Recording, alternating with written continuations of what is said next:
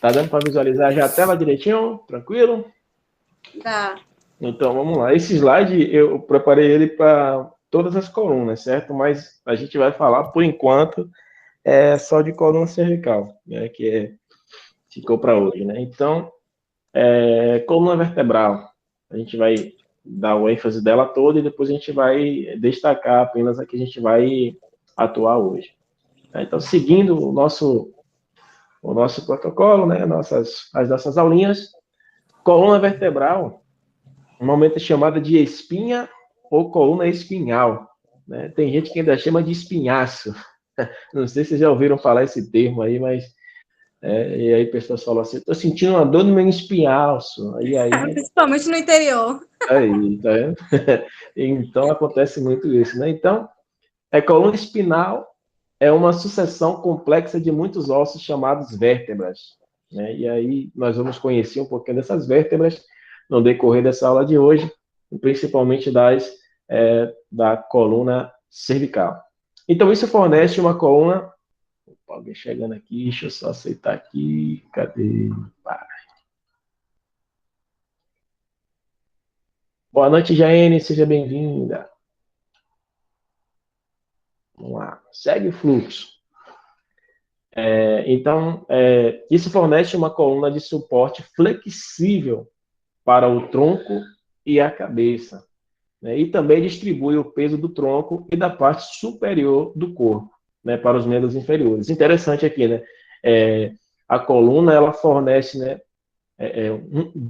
ela fornece uma coluna de suporte flexível, porque, né, com a coluna nós podemos fazer alguns movimentos, né? É um movimento flexível, né? Porém, são movimentos que precisamos fazer delicadamente. A gente pode se abaixar, levantar, né? Fazer esse movimento, né? Quando você inclina a cabeça, né, para frente ou para trás, por exemplo, se nós inclinarmos, né, o nosso corpo para trás, nós vamos conseguir fazer um bom ângulo, né, inclinando, né, nosso corpo para trás, né? Porém, nós vamos sentir, né, dores se nós ficarmos muito tempo nessa posição, né? Por quê? Porque não é um movimento comum dessa estrutura, né, da coluna, né? Então, né, podemos fazer esse movimento, mas se nós ficarmos nessa posição por muito tempo, além de gerar danos, né, para a nossa coluna, nós vamos também sentir dor, né? Então, ela distribui o peso, né, do tronco, né? Então, ela ajuda a distribuir esse peso, né, principalmente, né, dos nossos lados do corpo, né? Então, praticamente a coluna ela é o centro para dividir o plano médio sagital, né, o PMS, né? E aí traz o equilíbrio aí, né, dos nossos membros também, que serve para sustentar a nossa parte superior. Então, olha lá, a coluna está localizada no plano sagital medial, né, no PMS, né, que está investido, porque algumas traduções vêm do livro, vêm de inglês, e aí acaba alterando aqui alguma ordem do fator, né? É o plano médio sagital, formando aspecto posterior ou dorsal, né, do tronco ósseo do corpo.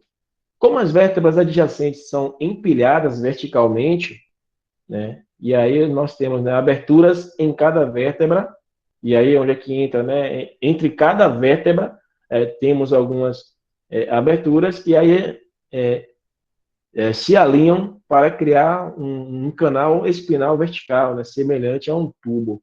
E aí nós vamos ver mais à frente, né, que entre as vértebras nós temos aí as passagens, né, de nervos importantes, né, para nós movimentarmos e principalmente, né, para sentirmos esses movimentos, né, e executar esses movimentos.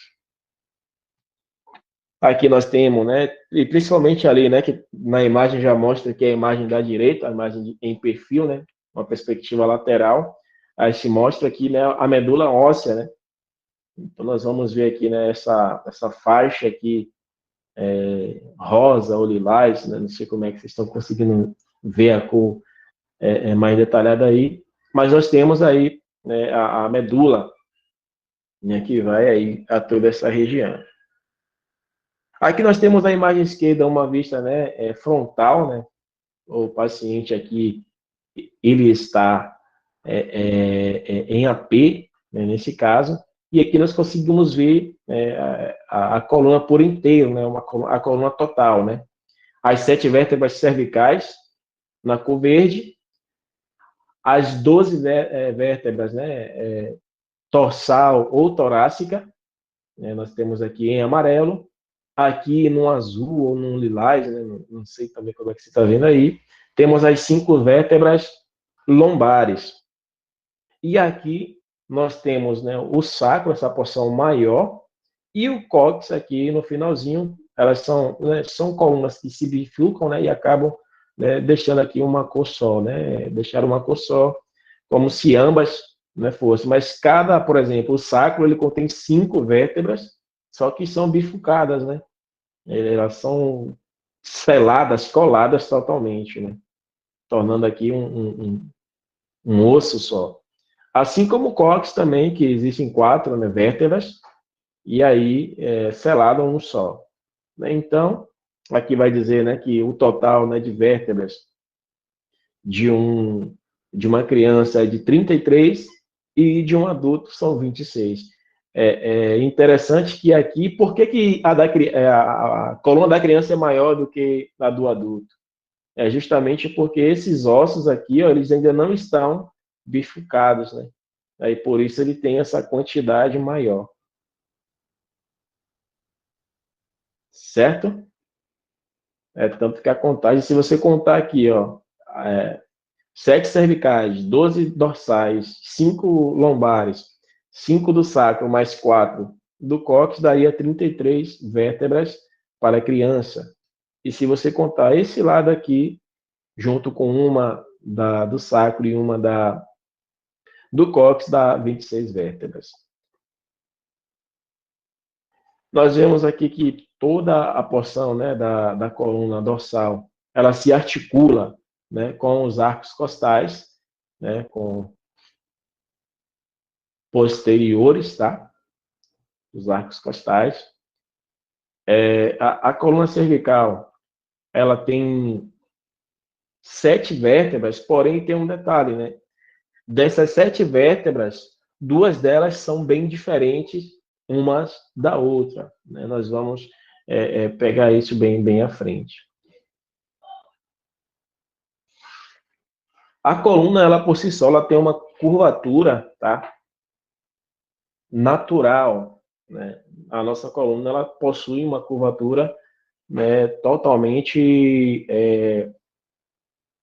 natural. Por exemplo, né, a coluna cervical, ela tem uma curvatura côncava ou lordótica, né, que é uma curvatura natural, né, compensatória. Nós temos também, né, a dorsal, temos uma curvatura, né, convexa, né, ou primária. Desculpem.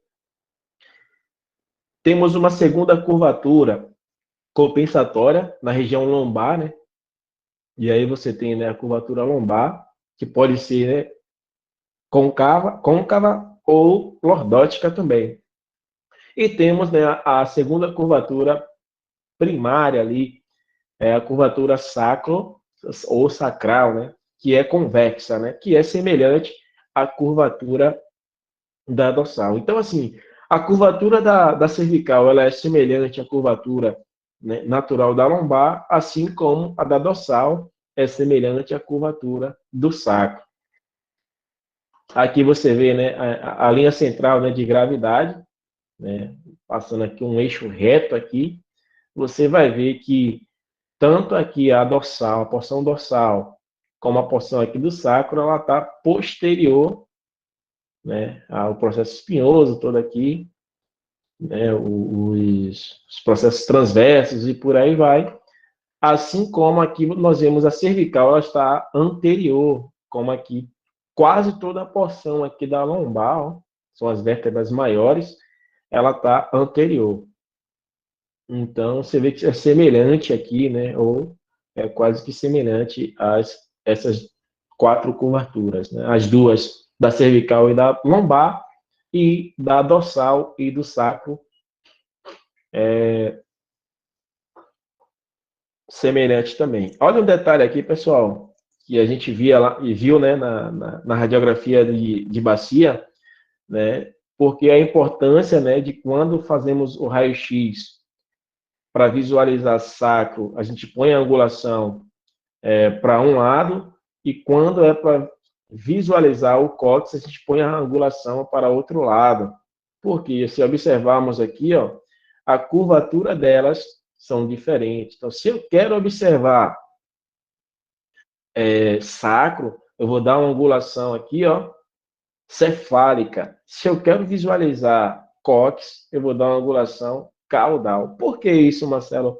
Porque ela já tem uma angulação aqui, ó, natural. E observe que, para mim fazer com que essa coluna do sacro aqui, ela sente, né, e fique paralela ao filme, eu dou essa angulação.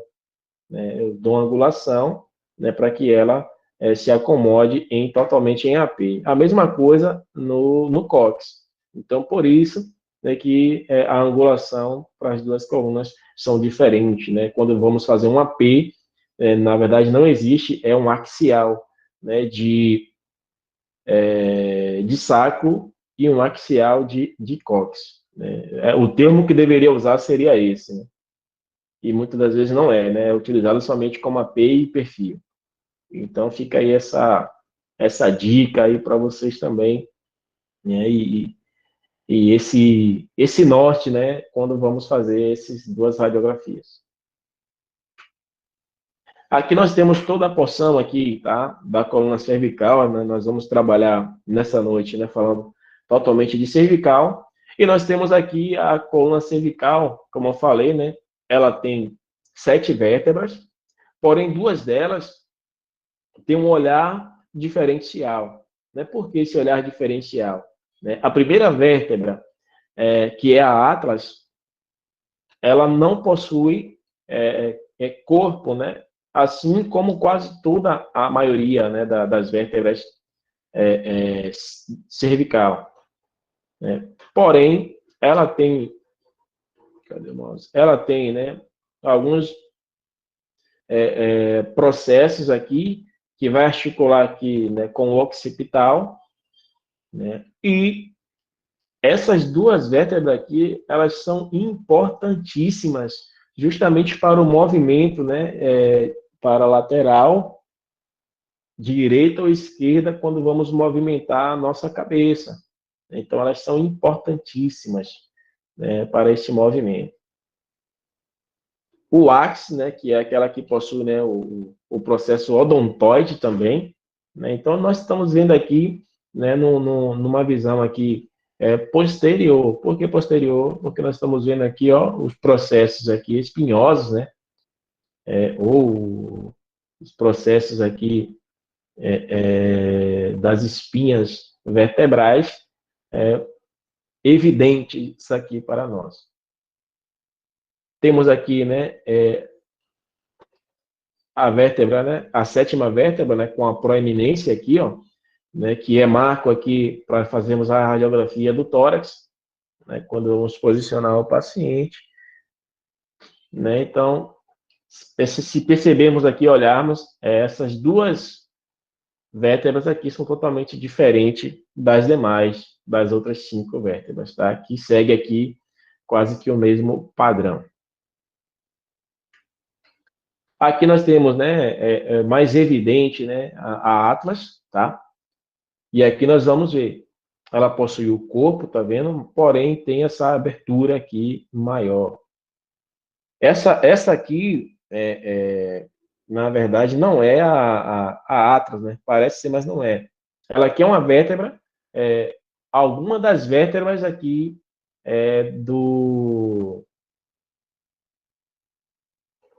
da cervical, tá? Eu sei que ela não é nem a 7ª, nem é a Atlas, tá? Por que eu sei que ela não é nem a 7ª e nem a Atlas e nem o Axis? Porque, ó, A sétima vértebra cervical, ela tem uma proeminência gigante, tá? A Atlas, ela não possui corpo, se nós observarmos aqui. Então, essa aqui possui corpo, né? Que é as demais aqui da cervical. Mas ela tem aqui no processo articular superior, embaixo tem o processo articular, né, inferior. Temos o processo transverso, temos os pedículos, né? São os assoalhos do forame intervertebral. E aqui é por onde passa aqui, né? Aquele nervo, né, central que nós falamos. Aqui tem os forames, esses forames também aqui passam, né, também alguns vasos sanguíneos, assim também como, né, alguns, como é que chama, rapaz? Alguns impulsos nervosos também, né, que tem, né, nem todas as vértebras aqui nós vamos ter. Aqui nós temos a lâmina, o forame vertebral. Aqui nós temos, né, a ponta, né, bífica, e aqui diz, tá vendo? Ela pode ser, né, o modelo aqui entre C3 e C6, tá vendo? Uma vista aqui, né, possamos dizer aqui uma vista superior dessa imagem. Aqui nós temos, né, a sétima vértebra aqui, ó,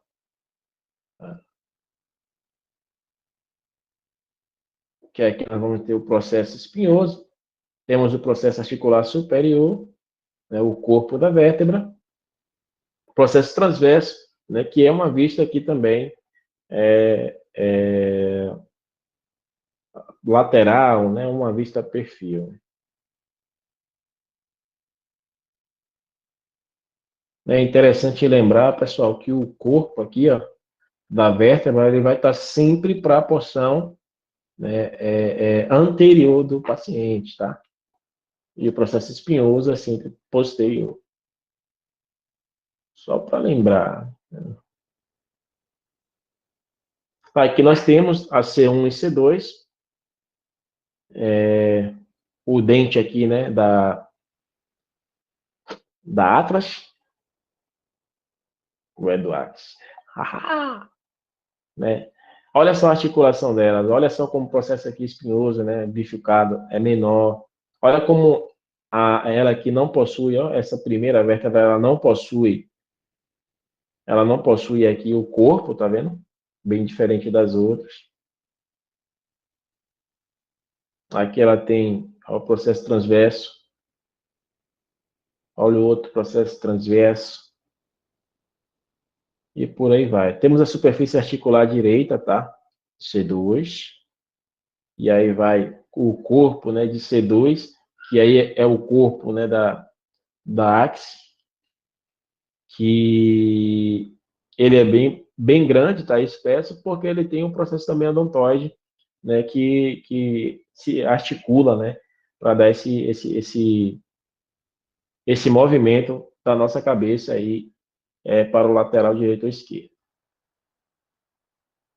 Aqui nós temos, mais uma vez, né, uma vista aqui lateral.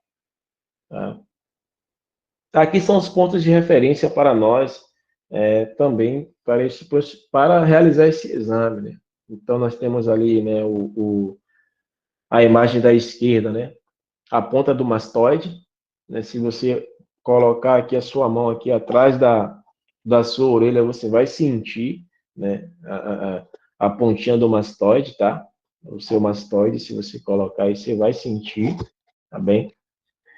A vértebra proeminente, como eu falei, né? Se você passar a mão nas suas costas aí, né? Ou do seu pescoço de cima para baixo, você vai sentir também essa proeminência. A cartilagem tireoide, você vai sentir também se você colocar a mão aqui à frente, né, do seu pescoço. Deixa eu ver o que mais que a gente pode, né?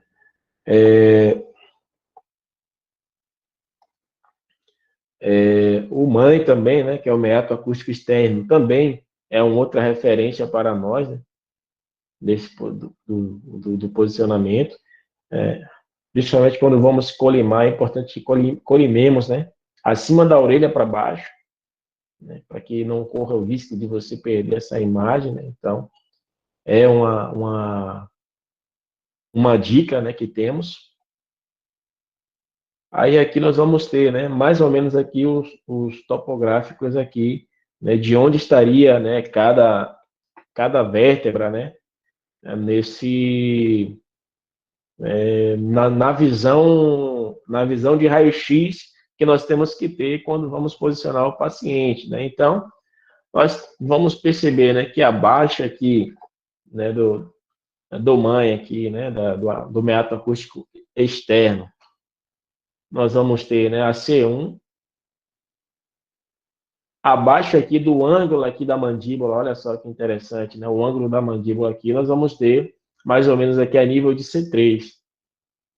E quando vamos olhar aqui, né, a cartilagem aqui, né, tireoide, nós vamos ver, né, a mais ou menos a nível de C4 e C5. E C7 é onde tem a proeminência, né, e aí tem a transição ali com a dorsal, a T1. Lembrando que as vértebras da contagem é simples, né, da porção superior para inferior, então começa a contagem, né, de cima para baixo. Aqui nós vamos entrar já nas incidências, né? Então, hoje, se nós formos olhar, né, o que seria, né, de incidência, né, padrão para os serviços de radiologia, seria, né, 3 imagens básicas, que seria o AP, né, da Atlas, né, da incidência Atlas, C1 e C2, para ver o processo odontoide, né, no qual pouco visualizamos esse processo num AP de cervical, né, então ela seria indicado, né, segundo o Bontrager, como referência mesmo e como rotina das radiografias de cervical, tá? Embora muitos locais de trabalho não trabalham, né, ou não atuam, né, com essa imagem, né, então só para que tenhamos essa noção, tá, pessoal? O raio central é perpendicular, tá? Entrando no meio da boca, né? Mais ou menos ali a nível, né? De C1 e C2 mesmo, tá? Você vê aqui que vai entrar, né? Aqui abaixo, né? Do inferior, né? Ao meato acústico externo, mais ou menos aqui no ângulo aqui da mandíbula, né? Se a gente fosse olhar no olhômetro, né? Dizendo assim. Mas você tem a base, né? No centro da boca, né? No meio da boca, para realizar essa incidência. Toma cuidado para você não suspender, né, o queixo demais, ou baixar demais, para não ter a sobreposição, como está vendo aqui, né? Nós vemos aqui na imagem o processo odontoide, porém ainda tem aqui a sobreposição da parte aqui dental, né? Então aqui, nesse caso aqui, o paciente deveria, né, suspender um pouquinho ou abrir mais a boca, aí depende da condição do paciente. Mas é para que tenhamos aqui, né, noção, né? A gente precisa ver aqui o processo odontoide livre também. O filme, nós vamos utilizar aí o 18 por 24, tá? Ou pode ser o menor também, né? O 13 por 18, se eu não me engano. E a gente vai ter uma imagem precisa dessa imagem. Ou 24 por 30, e aí vai.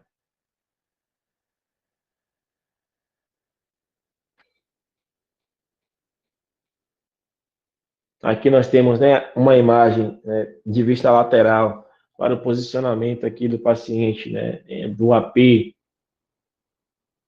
de cervical. Lembrando que o raio central ele é angulado, né, a 15 graus, justamente por causa daquela curvatura, né, primária que nós falamos lá quando falamos da coluna total, né, que tem as suas curvaturas natural. Né? Por isso que nós damos essa angulação, justamente para tirar, né, sobreposições, né, das vértebras. Paciente aqui em decúbito dorsal ou ortostático para fazer a radiografia. O raio central, né, é de 1 metro também, a distância, tá? Tanto para o AP de cervical quanto para o AP, né, para Atlas, né, e o processo Atlas e a Ax, processo odontoide. A diferença é que na imagem anterior o raio é perpendicular e esse aqui ele é angulado 15 graus, ou a depender, né, de como está o paciente, você vai precisar dar uma angulação maior ou menor, né. Isso aqui eu estou trazendo aquilo que o Bontrager recomenda, né, então, quando a gente fala em Bontrager, é bom lembrar sempre, pessoal, o Bontrager e o Biasoli é referência, né, para muitos concursos, né, e são realmente a biblioteca, né, a nossa biblioteca aí, né, para quem é técnico, a nossa bíblia, né, para quem é técnico em radiologia, né, ou atua na área de imagens. Marcelo, Pois não. me tira uma dúvida, no caso, essa incidência da coluna cervical, a gente só pode fazer deitado ou em pé também? Pode fazer as duas, como eu falei. As duas, né? Porque eu lembro que uma vez eu fiz em pé. Isso, você pode tanto fazer ela, né, com o paciente deitado ou com o paciente em pé. Eu trouxe essa imagem justamente, né, para quebrar paradigmas, né? Às Sim. vezes você aprendeu lá com o paciente, por exemplo, quem atua em clínica, né, que é um paciente ambulatorial, né, que é um paciente que está deambulando, né? Há necessidade dele fazer radiografia, porém ele não está ele tem condições de caminhar, de ir até o local para fazer seu exame, você vai fazer ele em pé, né? E se recomenda fazer, né, em pé, né? Mas você fazer deitado também não impede, tá? Entendi. O interessante, né, que eu falo aqui, né, quando a gente traz a imagem, né, do paciente deitado, dá aqui para a gente, né, a porção aqui da curvatura, né? Se você observar aqui, ó, você está vendo o mouse aí, ó, você vê a curvatura natural da coluna, né? Com relação aqui ao corpo e à cabeça, né? Dá para você passar a mão por debaixo do pescoço ali do paciente, é por isso que nós damos essa angulação. Então, pode ser feito, né, tanto com o paciente em ortostase, né, em pé, ou sentado, né, até sentado você pode fazer o apêndice cervical, tá? Então, só para que vocês possam abrir esse leque da mente de vocês, né, que depende muito do local de onde você estiver atuando, né, se for em emergência, né, ou se for em clínica, que não tenha emergência, você tem essas alternativas, né? Por exemplo, o paciente chegou lá, o paciente é cadeirante, eu posso realizar a radiografia dele tranquilamente, ele sentado, né? As duas imagens, tá? Também, Marcelo, quando o paciente é bem alto, também eu já fiz com ele sentado. Isso, entendeu? É a alternativa que você tem. A estativa, às vezes, não vai até a altura do paciente. Então, você vai utilizar esses meios para poder dar uma imagem que o médico solicitou, né? Então, tem essa alternativa também. E há várias outras que, às vezes, você vai aprender no seu dia a dia, na sua rotina, né? Vai ter situações que eu ainda não vivi ainda, que vocês podem estar trazendo, né, para mim, que vocês vivenciaram no estágio, que às vezes eu não vivenciei ainda, né? Então pode acontecer muito, muito isso. Então, como eu falei, você pode utilizar, né, aqui, né, o filme 18 por 24, né, ou o 13 por 18, né, se eu não me engano, o 18 por 24, que também você vai conseguir fazer a imagem, né, em quadrado. É interessante que aqui, né, essa imagem aqui está mostrando o posicionamento em AP, tá? Porém, essa radiografia aqui é de perfil, tá, pessoal? Para vocês não se confundirem, tá? Aqui é só para mostrar a posição do raio central, tá? Vocês tenham essa noção, tá? Essa radiografia aqui, ela está representando apenas o posicionamento do paciente para a radiografia da cervical em AP, tá? E aqui nós temos a radiografia do AP de cervical verdadeira. Lembra que eu falei, ó, que quando fazemos o AP da cervical não conseguimos, né, ver o processo odontoide direitinho, tá vendo? Ele fica sobreposto pela mandíbula, Tá vendo? Olha a diferença dessa imagem, que você não consegue visualizar, para essa daqui, ó. Tá vendo? Eu consigo visualizar essa vértebra melhor. Correto? Por isso a importância aí que muitas, né, unidades adotam. E também outros unidades procuram não adotar, né, esse tipo de imagem, justamente porque nós temos a glândula tireoide, né, que é sensível, né, e muitas das vezes o médico não pede, né, essa imagem, né, ou no serviço da radiologia daquele determinado local, tem esse protocolo de não fazer essa imagem, tá bom? E aí só faz a rotina básica da básica, que é o AP e perfil. Você vê que nessa imagem nós conseguimos ver, né, as vértebras aqui, né? Você vai ver aqui, ó, C7, C6, C5, C4, C3. E aí C2 e C1 vai estar aqui bem abaixo da mandíbula. Você vai ter sempre a articulação, né, o processo aqui de transição, né, entre C1 aqui, ou T1 e C7 também, tem que ter, tá? E muitas das vezes a gente tem até mais, né, por ser pequena, né, a coluna cervical, geralmente tem mais. Vamos lá seguir o fluxo. Aqui nós temos, né, a visualização aqui do posicionamento em perfil, tá? Da incidência em perfil. O raio central é perpendicular. Detalhe, pessoal, que quando vamos fazer a radiografia do perfil de cervical, nós precisamos aumentar a distância, tá? Se no AP e na transoral nós fazemos com a distância de 1 metro, né? A distância foco-filme, no perfil de cervical nós vamos utilizar a distância de 1,5 metro, tá? Existem locais aí que você vai ver técnico fazendo o perfil de cervical na distância de 1 metro, tá? Porém, o risco dele perder a estrutura é gigante. Justamente porque aqui, ó, nós temos aqui essa distância, ó, daqui do pescoço para o receptor de imagem, né? Para a estativa, né? Você tem mais ou menos aqui, eu posso dizer aqui, de 10 a 15 centímetros, né? Quase isso aí, né? Quase 10 centímetros de distância. Então, essa distância dá uma ampliação. E aí, quando você dá a distância do filme, né, do raio, você acaba contornando essa distância e dá uma imagem, né, quase que tamanho real para o médico. Tá? Se eu aproximo demais, eu amplio essa imagem. Né? Então, quando eu distancio, eu dou uma vista real desse posicionamento aí dessa imagem. Aqui nós vemos, né, um perfil eficiente, né, da radiografia cervical, né, perfil de cervical, né, no qual vai demonstrar para nós, né, todas essas vértebras aqui alinhadinhas. Tomar cuidado, né, muitas das vezes a gente levanta demais o queixo, o occipital sobrepõe aqui, ó, mas nós vemos aqui, ó, se observarmos aqui, ó, a C1 e C2 aqui, olha como ela tá, ó, C3 a nível do ângulo da mandíbula. Observe que nós conseguimos ver e que os processos aqui dessas imagens são diferentes das demais, ó. Se olharmos aqui, ó. É bem diferente, né? Mas você vê todo perfiladinho aqui, o perfil cervical, tá? Aí você vai ver aqui, ó. C1, você vai contar C1, C2, C3, C4, C5, C6, C7.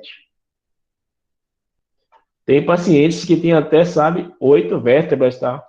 É bem interessante aí. Tem pacientes que possuem 8 vértebras cervicais. Eu não sei dizer se esse daqui seria o caso, né? É porque eu não tenho a imagem do AP desse paciente. Mas a gente vai observar aqui, ó, o meato acústico externo, ó, acima da, se você ver a sombra aqui, ó, tá acima da orelha, ó, o técnico que realizou esse exame posicionou direitinho. O raio central perpendicular no perfil. O filme você vai utilizar o 18, né, por 24 ou 24 por 30, depender aí do local, de trabalho que você estiver atuando. E da condição, né, que ele disponibiliza. Tem locais que o pessoal vai querer que você divida, né, no 24/30, né, essa radiografia, né, se for convencional mesmo, vai querer que você divida, né, faça as duas imagens numa mesma placa, né, ou no ecrã, ou numa película, melhor dizendo, de raio-x. Aqui nós vamos ver, né, olha lá, ó, mais detalhado, né, com cada vértebra na sua posição, né, dizendo para a gente ali, né. Nós vamos ver aqui o desenho, né, do processor odontoide, ó, essa linha vermelha. Na verdade, eu nunca parei para olhar essa imagem dessa forma aqui, desenhada. Se a gente olhar aqui, ele fica totalmente sobreposto, né, mas o cara conseguiu desenhar ali, ou seja, eu sei que está ali, mas ele desenhou, bom para ele, tá com as vistas boas. Temos aqui, né, os arcos posteriores, né, que a gente vai ver aqui, ó, de C1.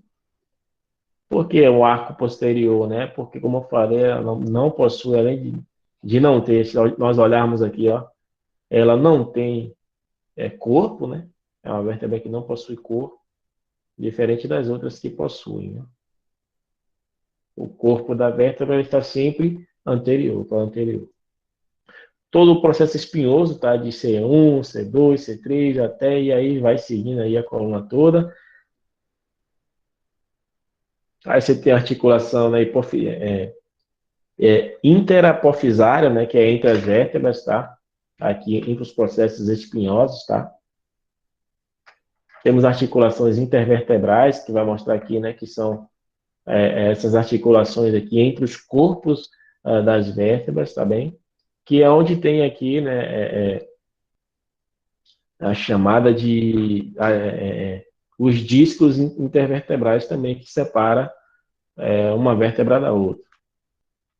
Aqui nós temos uma imagem, né, de perspectiva do paciente, né, traumatizado, né, ou de politrauma, né, de acidente, no qual não pode ser retirado o colete cervical sem a autorização médica. Tá? O paciente chegou lá no setor, não posso tirar o colete cervical sem autorização médica.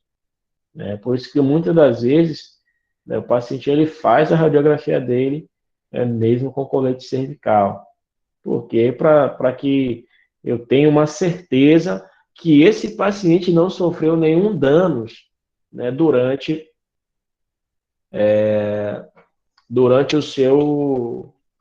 o seu processo, né, no seu acidente. E eu só vou saber disso quando eu visualizar a radiografia dele. Né? E muitas das vezes nem na radiografia não vai dar, esse paciente vai direto para uma tomografia e só após, né, sair o laudo da tomografia que vai ser autorizado a tirar aí o colete cervical do paciente. Então, o paciente em decúbito aí dorsal, tá? O raio está sendo feito em raios horizontais. O chassi, né, tá, ou o receptor de imagem, né, ele está aqui em técnica livre.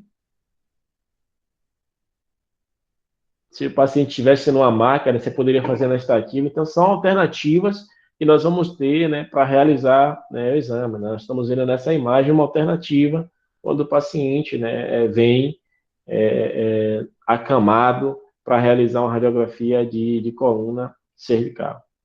Né, você tem que fazer o perfil e o AP sempre. O médico ele quer sempre duas imagens. Mesmo que você não consiga posicionar o paciente, você rotaciona o paciente, mostra, né? É sempre indicado você dar dois ângulos de visão para que o médico possa tomar uma conclusão desse posicionamento. É por isso que normalmente isso é feito, né? A maioria dos exames de radiografia é feito duas imagens e é em dois ângulos diferentes, né? Para que o médico possa ter outra visão. E aí quando a radiografia, né, ela não tira as dúvidas, né, do médico, ele pode solicitar uma tomografia e aí ele vai ter uma visão mais ampla de quase todos os ângulos aí desse paciente. Aqui nós temos, né, a radiografia realizada, né, tá?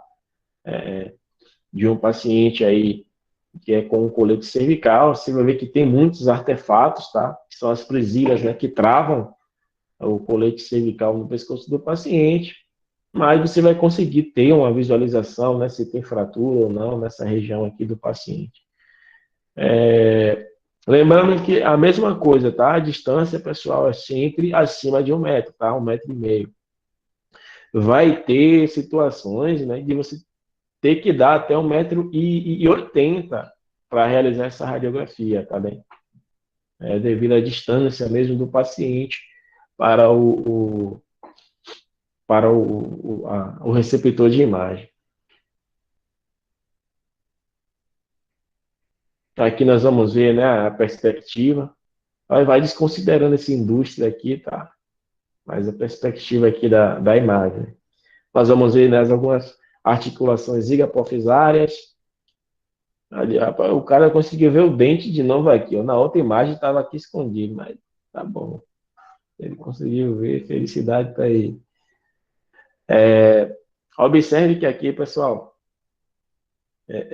o espaço aqui está bem distante, né, um do outro aqui, né? Justamente como eu falei, né, da distância do paciente. Então, você amplia um pouco também quando você coloca a distância do raio central.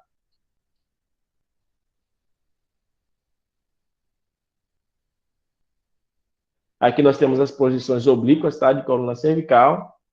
É interessante, né, que nós visualizamos a oblíqua aqui, a sua esquerda, uma oblíqua, né, uma oblíqua anterior, tá? Oblíqua anterior direita, e a imagem da sua direita é uma oblíqua posterior esquerda. Se observarmos aí, né, para cada incidência, né, nós vamos ver a diferença do raio central, né, do raio central, que vai acessar aí, nós vamos ver que na oblíqua posterior direita,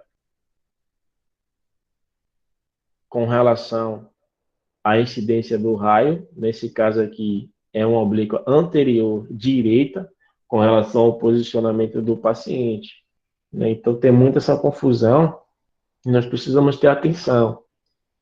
Quando fazemos a oblíqua anterior direita, é o que vai nos trazer aqui, os forames intervertebrais e pedículos do lado do paciente, mais perto do RI, ou seja, quando eu quero ver os forames intervertebrais e os pedículos da face anterior, eu vou fazer o paciente dessa forma. Observe, o posicionamento é oblíqua anterior direita, da imagem à esquerda, tá? Porém, a incidência, né, com relação ao raio, ela está sendo aqui, ó, OPD. Né? Porque o raio está incidindo aqui posteriormente e saindo anterior. Então, observe, com relação ao raio, né, é OPD, mas com relação ao posicionamento, é um posicionamento OAD, porque eu estou encostando no lado direito. Então, faz muita confusão na nossa cabeça, às vezes, quando nós vamos trabalhar com algumas incidências em oblíquas, tá? E aí a gente precisa ter essa atenção sempre. Então, se eu faço a oblíqua anterior, os forames intervertebrais e pedículos do lado do paciente mais perto, né, do receptor de imagem, que vai estar em evidência. E quando eu faço a oblíqua posterior, né, posiciono o paciente, né, na oblíqua posterior, né, nesse caso aqui da imagem está posterior esquerda, né, o lado mais distante, né, que é o lado direito aqui, ó, se nós olharmos, o lado direito do paciente é que vai estar mais evidente, né, os forames intervertebrais e os pedículos das vértebras do paciente aí, o lado mais distante, tá? Então, a gente precisa ter essa atenção aí quando formos realizar. Aqui nós vamos ver, né, as duas imagens, como eu falei, ó. Essa aqui, né, é uma oblíqua, né, uma OPD, a posterior direita, no qual nós vamos ver aqui, ó, os forames, tá? Olha só, bem bonitinho, né? Vamos ver o corpo da vértebra, e aí você vai ver os pedículos, né, que são essas transições aqui, né, tá? Ó, o arco posterior de C1, ó, como é que tá aqui, ó. E por aí vai. Aqui é a mesma imagem, porém sem, né, as linhas aqui por cima, tá? Você vê os forames aqui bem bonitinho, ó, demonstrado. Aqui uma outra perspectiva, tá? Essa aqui é uma imagem que vai mostrar para a gente, né, essa transição aí do que é entre C1 e C7, tá? É uma posição de perfil cérvico-torácica, esse posicionamento aqui, aí vai chamar, né, a cérvico-torácica do nadador, né? Então, essa radiografia, ela aparece dessa forma para a gente, quando realizada, tá? Isso aqui é para a gente estudar essa transição aqui, ó, cadê? A transição aqui entre C7 e T1, tá? Principalmente essa transição. E aí você vai ter o raio central com a distância de 1,5 m, tá? Ou 1,80 m, dependendo do paciente. E detalhe, né? Olha só onde o raio central ele vai entrar aqui, perpendicular, ó. Bate basicamente aqui, ó, bem né, nesse ângulo aqui, né? Do ombro aqui com o pescoço, né? Aqui, essa parte aqui com o pescoço, bem no eixo mesmo, nesse eixo aqui, para poder evidenciar, né? E detalhe, olha como está colimada aqui essa região, né? Para você evidenciar toda essa região aqui, né? Que aí você vai ver essa articulação bem nítida, né? Toda vez que você faz com a colimação aberta demais, você vai deixar essa imagem bastante clara, bem branca, e não vai conseguir visualizar as estruturas necessárias. Aí entra detalhes de exposição, KV, MA, que aí você vai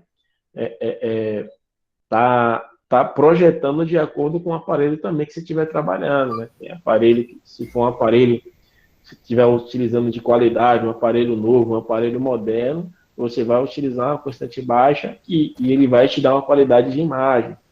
Se você utiliza um aparelho que já está cansado, você vai precisar dar mais KV, dar mais MA para poder ter uma qualidade de imagem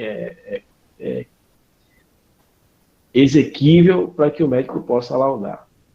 Marcelo, mas aí, licença aí, rapidinho. Aí o raio tá batendo próximo à escápula, um pouco acima, é isso?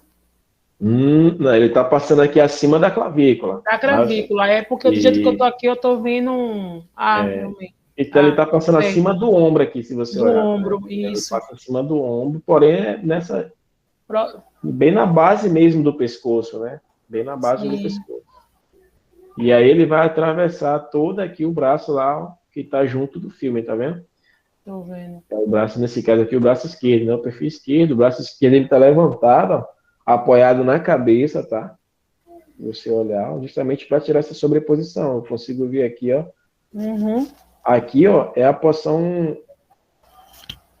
aqui distal da clavícula aqui. Da clavícula. A porção medial vai estar cá. Entendi. Aqui nós temos mais outras incidências, né? Interessante, né? Essa incidência, ó, voltando aqui, né? É a cervicotorácica, tá? Não, eu nunca fiz essa incidência aqui, né? Mas em termos para conhecimento de vocês aí, eu acho que é interessante, foi válido trazer também. Aqui nós temos, né, duas incidências que é provável que em algum local, em alguma clínica, você realize essa incidência, né, quando o médico estiver fazendo um estudo, né, de cervical de um paciente, que é aí a hiperflexão, né, e a hiperextensão, tá? Então aqui, ó, eu flexiono E aqui eu, ó,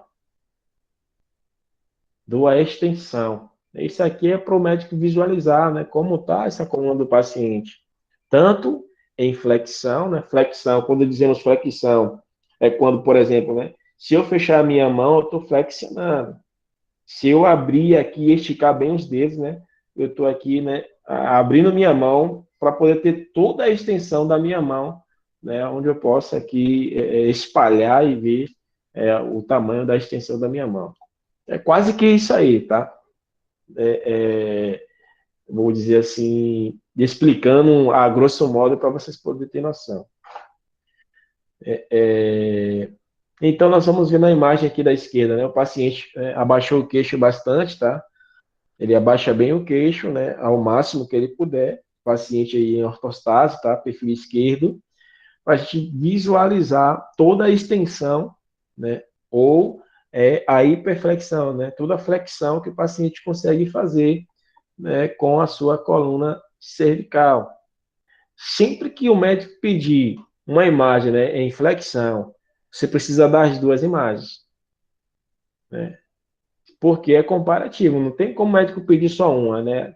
Essas imagens vão sempre no mesmo pacote, posso dizer assim, né? Se for um biscoito, ela vai sempre no mesmo pacote de bolacha, essas duas imagens, né? No mesmo pacote de incidências aí que o médico solicitar. Então, nós vamos ver a flexão e a hiperflexão. Observe que o paciente na hiperflexão aqui, ó, na hiperextensão, melhor dizendo, ele levanta bastante o queixo. Todas essas duas radiografias, elas são o raio central é perpendicular, tá? No meio ali do pescoço mesmo, né? Ou entre C3 e C4, né? C4, C5 ali, ó. Ó, aqui, ó. O gomo de Adão aqui, né? Gomo de Adão que o pessoal chama, né? Mais antigo, né? Mais ou menos aqui nessa posição aqui, ó. E aí você vai ver. A gente traz aqui essas duas imagens, né, para que vocês observem, né, a diferença de uma para outra na radiografia.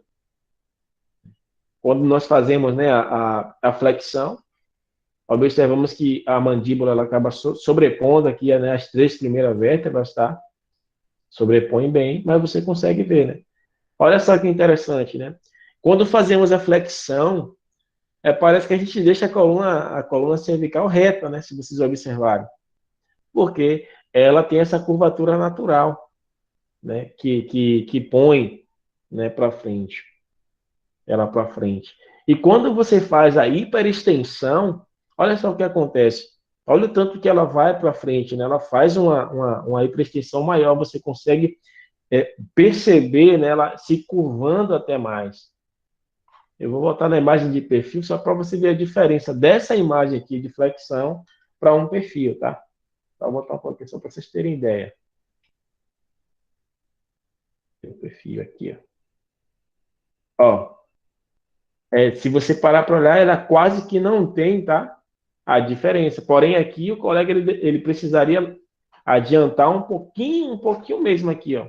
Levantar um pouquinho o queixo. Para que aqui afastasse um pouquinho. Mas você vê, ó, que está quase a mesma. A diferença é que a outra está reta. Está mais reta ainda do que essa, tá bom?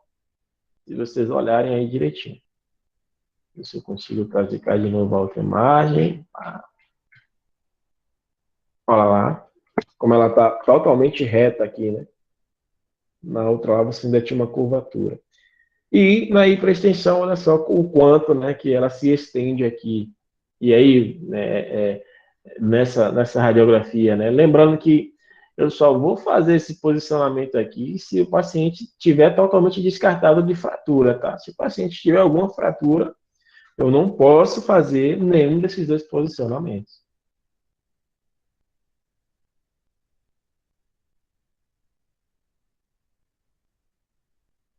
Aqui nós trazemos aqui, né, o método de Fuchs, tá?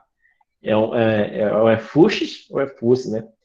É um outro exame aqui, ó, que vai nos trazer aqui, ó, uma imagem do processo odontoide, tá?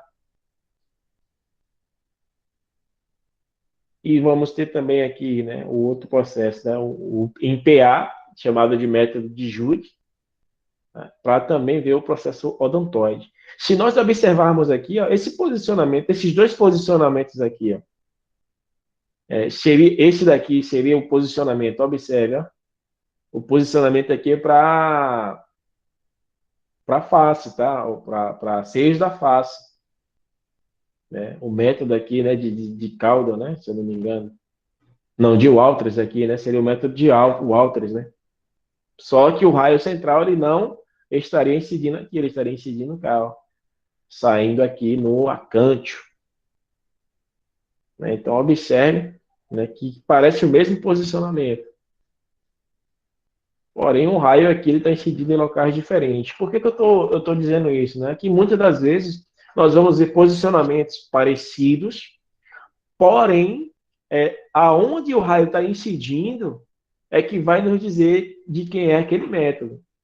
Né? Então, esse Jude e Fuchs, né, nas suas realizações de exames, eles identificaram que esses dois posicionamentos me davam a visualização, né, do processo, né, do dente, né, do processo odontóide. Eita, quase não sai. Do processo odontoide bem nítido. Né? E aí vocês vão ver que realmente, né, aparece nas imagens. Olha só, vê nitidamente aí o processo, né, o dente, né, do processo odontoide aí nessa imagem. Né? Você não consegue visualizar, né, as duas vértebras como na Atlas, né, quando você faz o raio-x de cervical transoral, mas você consegue ver totalmente em evidência aqui o processo odontoide, tá bem? Olha só nas duas imagens como aparece. Mas se eu quisesse estudar as vértebras aqui, eu não conseguiria visualizar. Né? Então, vai variar bastante, pessoal, da forma como que o médico está solicitando esse exame, tá?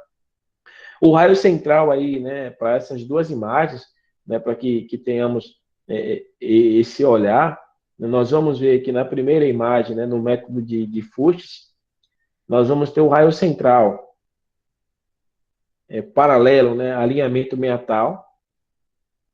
Deixa eu voltar aqui. Meatal, olha só, paralelo, tá bem?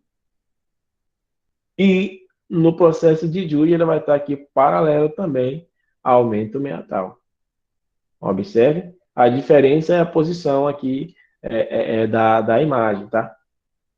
Então, você posicionou, lembrou, né, das linhas aí imaginárias, tá? Aqui foi traçada a linha, mas ela é uma linha imaginária. Eu preciso ter essa noção, né? Que aqui é o mento e aqui é o meato acústico. Né, ó, mento meatal. Linhamento meatal. E aí tem outras linhas, né, que ó, não sei se eu já trouxe para a gente, talvez como vamos estudar crânio, né, eu vou trazer essas linhas mais em evidência para a gente, mas é que ela precisou surgir aqui para que pudéssemos ver, né, até porque, como eu falei, é um posicionamento que nos lembra, né, posicionamentos para face, né, posicionamento de crânio, por isso que está utilizando aqui nessas linhas imaginárias, tanto em uma imagem quanto na outra. O raio central aí, né, a distância, né, de 1 metro, tá? Perpendicular sempre à mesa. Nessa imagem aqui angulado, né, de acordo aqui paralelo ao meato acústico externo. Aí vai dar aí, né, de aproximadamente aí 2,5, né, de polegada no método de Fuchs. E aí é bem pouco essa angulação, tá? E aí nós trazemos aí essas duas imagens, que vai mostrar para a gente aí bem nítido aí o dente, né, o processo odontoide aí bem exposto, tá bom?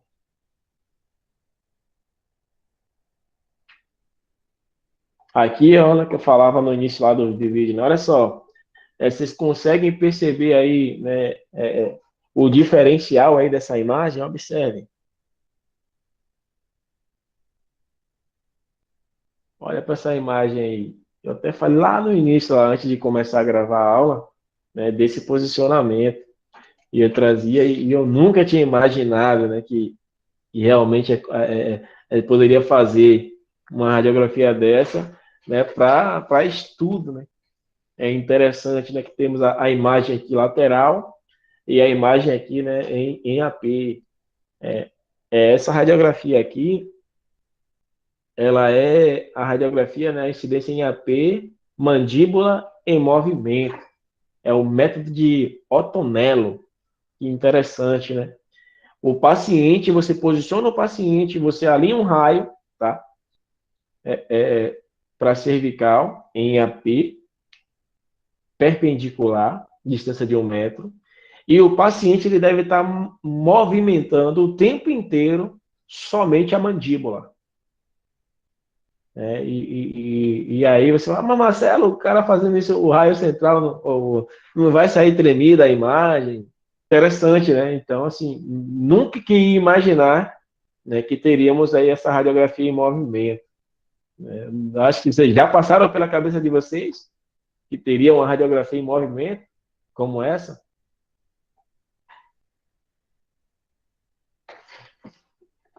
Hein, pessoal? Já passou na cabeça de vocês ou não?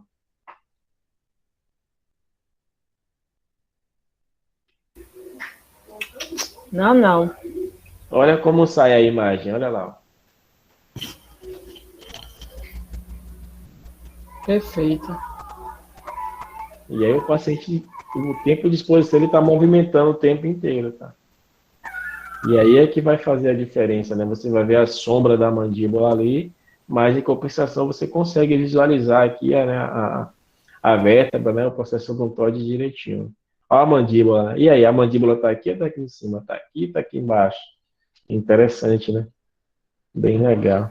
Eu acho que a mandíbula está aqui embaixo, viu? É. E aí? Vamos ver.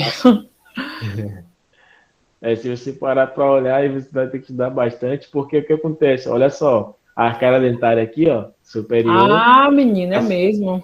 Mas essa daqui é a superior, tá? Superior, aqui em cima. Só que quando você pega aqui, o que acontece? Aqui é a sombra do occipital, tá? Parece ser a da mandíbula, mas não é. Mas só que o que acontece? Como está em movimento, você não consegue ver a arcada dentária completa. E aí gera aquela dúvida, né? E é normal, porque está em movimento. Está em movimento, ele não vai aparecer por inteiro, né? Vai aparecer borrado. Tanto que aqui, ó, tem esse borrão, aqui tem borrão, então você não vai ver. Você vai ver aqui como se fosse o vulto da mandíbula, né? Mas aqui, ó, aqui está mais com calcificação, né? Parece ser mais, tá vendo?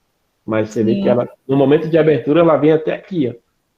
Como o paciente está o tempo, mesmo enquanto você dispara, o paciente está em movimento o tempo todo da mandíbula, né? Então dá essa sensação que você ocultou ali a mandíbula, né? É verdade. Coisas da radiologia, né? Que é interessante para nós. Sim. Aqui, né, para fechar o ciclo aqui, né, nosso, né, de hoje, de cervical, né, nós vamos ocupar bem o tempo de vocês também, essa radiografia aqui, né, que é o AP axial, né? Isso aqui, né, o AP que nós fazemos, né, de cervical é um AP axial. Como eu falei, toda radiografia que o raio é angulado, ela é uma radiografia axial. Né? Por mais que a literatura vai dizer que é um AP, e ele não diz que é axial, mas o AP que nós fazemos, né, na rotina básica de cervical, ele é um AP axial. Né? Porque tem angulação de raio. Tem angulação de raio, é axial. Por isso que a gente tem, né, embora, né, algumas literaturas não utilizam, né, esse fato, né, de porque tem angulação, é um axial, né? Algumas literaturas vão dizer isso. Então, aqui nós teríamos aqui o AP cervical invertido. Né? E esse AP cervical invertido, o que ele vai evidenciar para a gente? Ele vai evidenciar todo o processo aqui, ó, espinhoso. Aí você vai dar, não é mais 15 graus, tá? Como no AP, mas sim 30 graus. E aí, olha só, né? A distância também de 1 metro, tá? E podendo ser até 1,20 m, aí você vai angular o ralho. E aí pode ser, né? De 20 a 30 graus. Na margem inferior da cartilagem tireoide, né? E passar através de C5. É mais ou menos isso aí. Ele vai sair lá, ó. Vai incidir ali a nível de C4 e vai sair a nível de C5. E olha só como vai, né? A P axial pilares. Olha só como vai sair a imagem. Os processos espinhosos ali, né? Sobreposto, bem interessante, né? É como se o corpo das vértebras ali sumissem. Observe. Você não consegue visualizar, né, o corpo das vértebras. Você consegue visualizar toda essa porção proximal aqui, ó, do processo espinhoso, tá vendo? Bem interessante, né? Então, né, os estudos vão nos levar a descobertas interessantes aí, e é bom que continuemos estudando, é bom que continuemos nos esforçando, né, para que quando surgir a oportunidade, né, possamos estar aptos, né, para poder atuar na nossa área. Aqui eu fico por aqui com essa coluna de coluna cervical, já são 10 para as 10. Anota o pai, e aí a gente segue semana que vem falando de coluna dorsal, e provavelmente já vamos entrar em coluna lombar semana que vem também, né, porque coluna dorsal são poucos posicionamentos